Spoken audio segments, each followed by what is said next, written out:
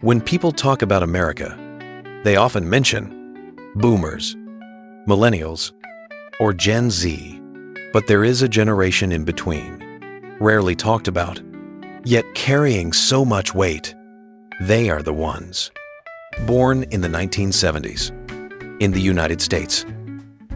They grew up in an America that was not as perfect as people often imagine.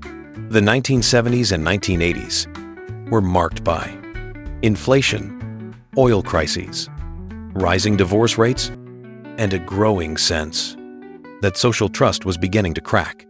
Many children had to take care of themselves. After school, they were called latchkey kids. From a very young age, they learned one simple truth: not everyone will be there to help you.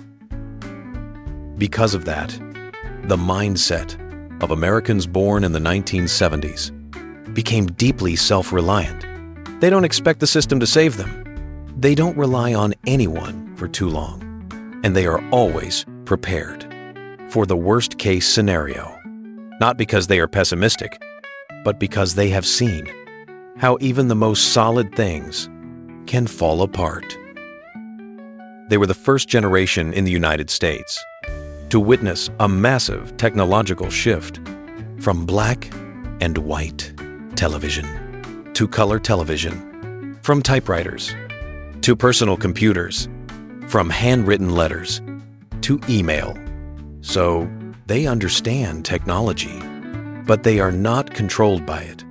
They use technology as a tool, not as part of their identity.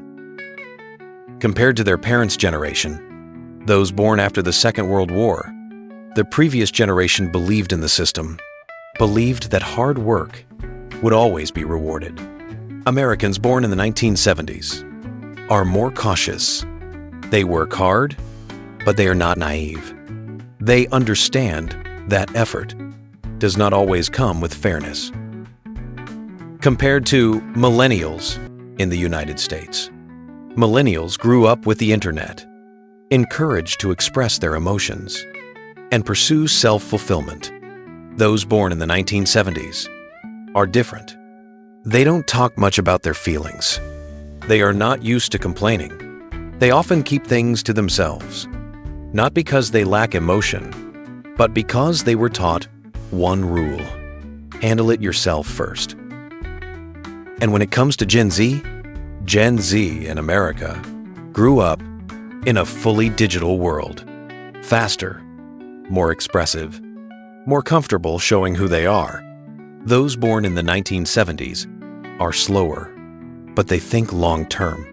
They are used to knowing that every decision can affect an entire family. What's interesting is this: these psychological traits don't exist only in the United States. In Europe, people born in the 1970s also grew up amid economic crises and social restructuring. In Asia, they grew up during intense transitions between poverty and development. Everywhere in the world, the 1970s generation is a generation of transition. But in America, this shows most clearly in one way: they are the people who keep society running, yet are rarely noticed. They are managers. They are parents. They are the ones carrying responsibility, quietly. If you were born in the 1970s in the United States, you are not falling behind.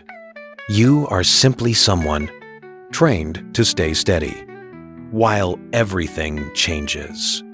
And if you live somewhere else in the world, but see yourself in this story, that means one thing: this generation is the same everywhere.